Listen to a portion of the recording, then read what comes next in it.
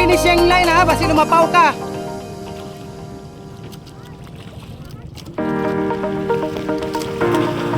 Nice! Go! Nice! Go, Dil!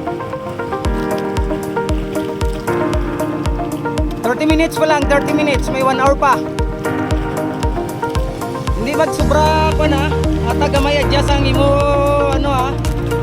Kasi puon ka. Na lapit ng finishing line. Kita na ang finishing line. Ay, layo pa. Tunga-tunga na kami. Hari na kami sa mga 1,000 meters. So mahigit na kami siguro mga 1 kilometer ahead na.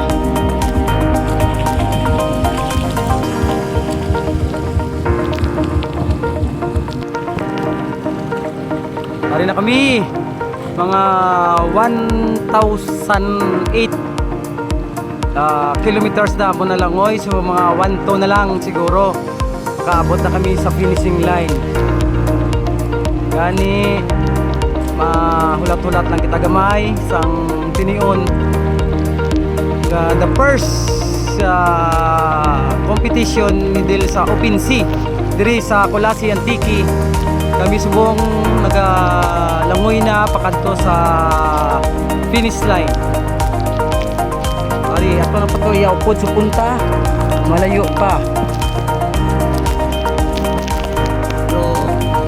Try niya na ma-finish ang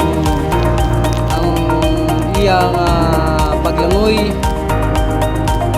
So I pray na matapos siya dapat ang iyang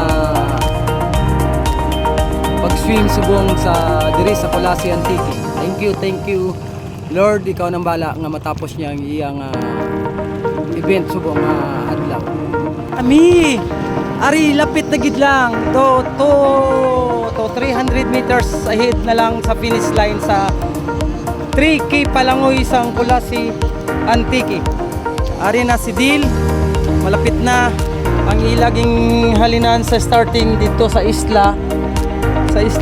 Ara na si Dil, nagasinggit na ang mga fans dito sa likod niya, mga supporter. Ara na siya finish. Ma-finish na gid ni Dil. 7 finisher. Para siya, oh. Tudo bigay na si Dil, oh. Kita nyo, ang briefing. About 20 meters away. Grabe, 20 meters na lang. 7 finisher. For this year's 3-kilometer endurance swimming competition. Yes! With us in this swimming competition also is the Swim League Philippines.